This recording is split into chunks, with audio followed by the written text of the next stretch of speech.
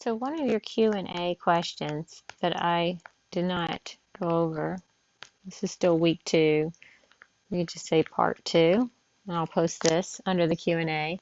But it was the additional problems for resonance structures. So we're talking about resonance structures, page 21. Problem number 11. So I'm going to go over this, just spend a little bit more time teaching you how to think through and draw these resonance structures. Okay, so we'll do 11A.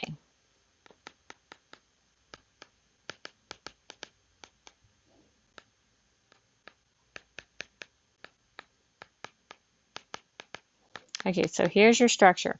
Now, how do we get every one of the resonance structures, and how do we decide if it's a major or minor contributor? Okay, the first thing I like to do is I like to see which atoms can participate in resonance. So I'm looking for either sp or sp2 atoms. So this carbon here has 3 things, so it's an sp2, this is sp2, this is sp2. Okay, so make sure you understand hybridization. Now, I always start with my negative, and I'm either going to draw 2 electron flow arrows, or I'm going to draw 1 electron flow arrow. And so the first one I'm going to draw 2 because I'm going to start with a negative charge. When I draw 1 is when I'm looking at a cation, and I'm pulling electrons. Okay. When I have a negative charge, I'm going to push electrons, and I do this with the arrow. So I'm going to push these electrons from a lone pair, LP, to a pi bond, to carbon. Now that carbon cannot have too many electrons. It can't hold 10. It's an octet violation. So I'm going to push those from a pi bond onto a lone pair for carbon. If I only draw 2 electron flow arrows, I can feel good about getting all of the resonance structures. So I put in my resonance arrow. Now I just draw in my framework. Okay? So this is my framework. And I draw everything where there's nothing going on the same way. And then I say, okay, these electrons got pushed, and then the carbon, the pi bond became lone pairs. That makes carbon a negative. And then I do a check. Okay, overall negative, negative -1. This is overall -1. All right, so there's my check, and everything has a complete octet. I'm not violating the octet rule. Okay, I'm still dealing with a negative charge, so now I'm going to push these lone pair on the carbon to a pi bond, and then I'm going to go from a pi bond to a lone pair. So you see I've already used this oxygen that participated. I've visited this nice carbon and this carbon, but now we still have this carbon and this oxygen. So I'm going to push those electrons from lone pair to pi, and then from pi to lone pair, and then I'm going to redraw my resonance arrows. I redraw this part of the molecule the same, nothing was happening. Okay, now over here, the lone pair went to a pi bond. The lone pair went to a pi bond, and then the pi bond went to a lone pair. All right, and then I check my overall charge, overall negative. Okay, so that's good. So everything, every carbon, every oxygen, it's not an octet violation. I haven't put any electrons on an sp3 carbon, so I'm feeling confident about my structures. And now we have to rank the major. They all have the same number of charge bonds and stuff like this. You're only going to have one minor. Okay, this one's going to be a minor. And the reason why is because you got a negative charge on carbon. Okay, that's not ideal. Your majors are going to be the first one and the last one, and they're going to be equal because the negative charge is on the oxygen. And that's an electronegative atom. Okay, let's go on to B.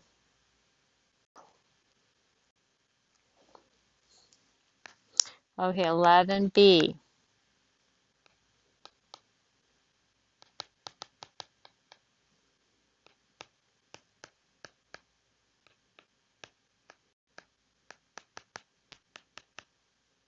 Okay, every carbon has a hydrogen. Okay, I'm going to redraw this like this, just because it will be easier for me to do the line drawing. Okay, so, and I can draw all the hydrogens in if you want. I just find that rings are easy to draw with the line drawing. Okay, so we're dealing with a negative charge. This is overall negative. Okay, and let's look at our that's going to be an SP2, because there's one, two, three things, SP2, SP2, SP2, SP2, SP2. Okay, so there's no roadblocks, no SP3, so we can push electrons. We're going to try to do 2 electron flow arrows each time. Why are we doing this? Because we're going to do a negative charge, and we want to get them all. And we're going to push those. So that's where we start. We push those. We're going to go from a lone pair to a pi bond, and then we're going to go from a pi bond to a lone pair. So I will draw this here, it goes there, and that goes there. Redraw everything else the same, especially when you're drawing these with the rings. Okay, so here we've gone to a lone pair to a pi bond, and now we've gone from pi bond to a lone pair on that carbon, and there's my negative charge. Okay, trying to make that negative charge more easy to see. All right, so now we can do the same. We're going to go from a lone pair, this overall negative. I don't have any octet violations. We can go from a lone pair to a pi, and a pi to a lone pair. Just 2 electron flow arrows. 1, 2. Resonance arrows. Redraw. Put hydrogens on every one of these carbons. And this stayed the same. This went here, and then this went here.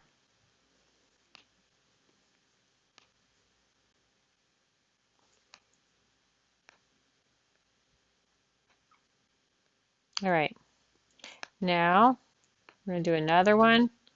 Basically we're going to go from the negative charge, lone pair to a pi, and a pi to a lone pair, and that's going to give us 4 resonance structures.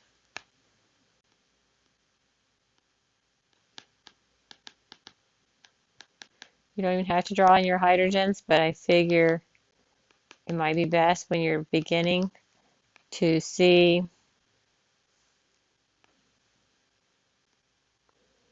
your how many things are bonded to that carbon. All right, so there's 4 resonance structures, and we're supposed to rank major and minor. Well, folks, anytime and these are all negative. Okay, so check your overall charge. Make sure that there's no octet violations. If there are, or if you pushed some electrons on an sp3 carbon, you have a problem. Okay, that's going to be wrong. I will see it. I have this amazing way just to see it. It stands out. It screams at me like an ambulance behind me. All right, so we know negative on carbon. If it's so, then you got a minor.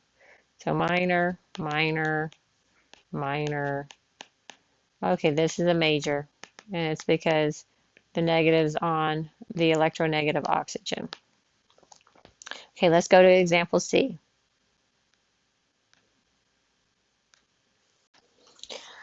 Okay, 11C.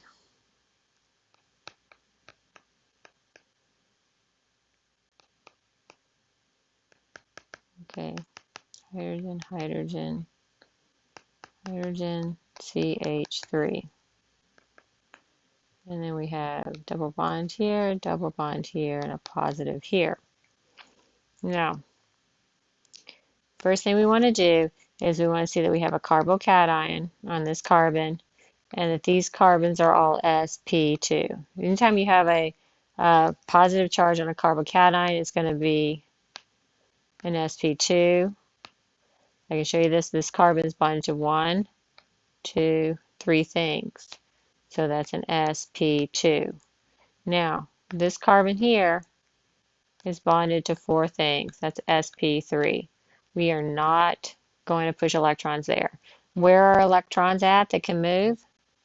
You've got 2 electrons here and you got 2 electrons there. So the electrons that we're going to be able to move around this are in pi bonds. Okay? Now, this is a positive charge. So it's going to pull electrons towards the positive charge. So in order to get all the resonance structures, I'm going to use one electron flow arrow. Okay, so I'm going to take these electrons, and I'm going to go there. So I'm going from pi bond to a pi bond, and I'm going to redraw.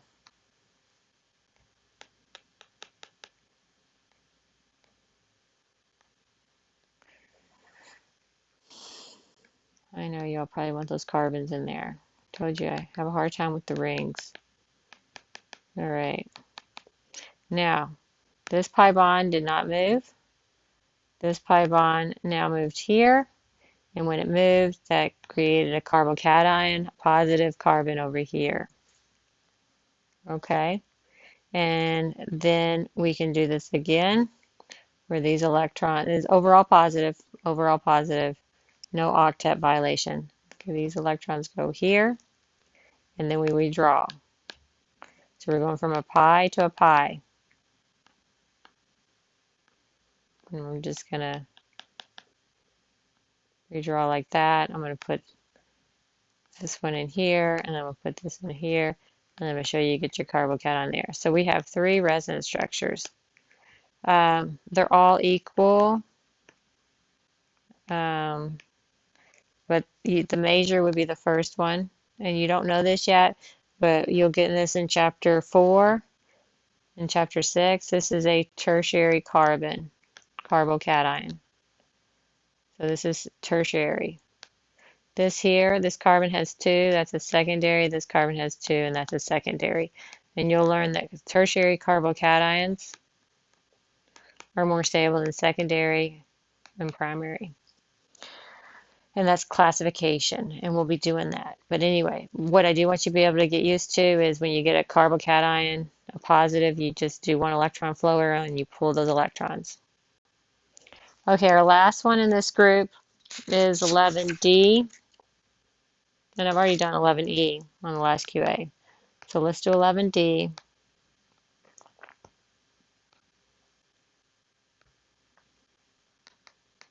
Okay, some that I came across, they made an oxygen on this. This is a carbon. Okay, so that carbon has 2 hydrogen, folks. If you all want to draw in your hydrogens, you can. So a carbon with 3 bonds to it is a carbocation. This has a hydrogen, 1, 2, 3, 4. This has a hydrogen. This has a hydrogen. These have 3 hydrogens.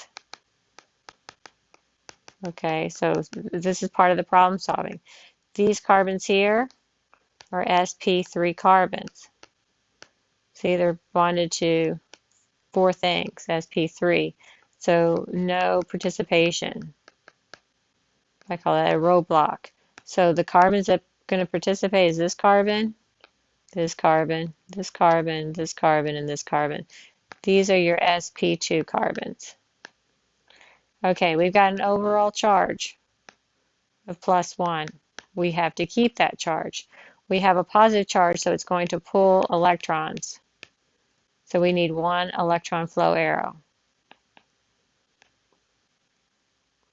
So you just draw 1. We're going to go from a pi to a pi, and you redraw. Resonance arrows. This did not move. Okay, that moved, and it moved here. So you switch places here. When this moved over there, this gave this carbon here the positive charge. And then we're going to draw another one. So now we're going from a pi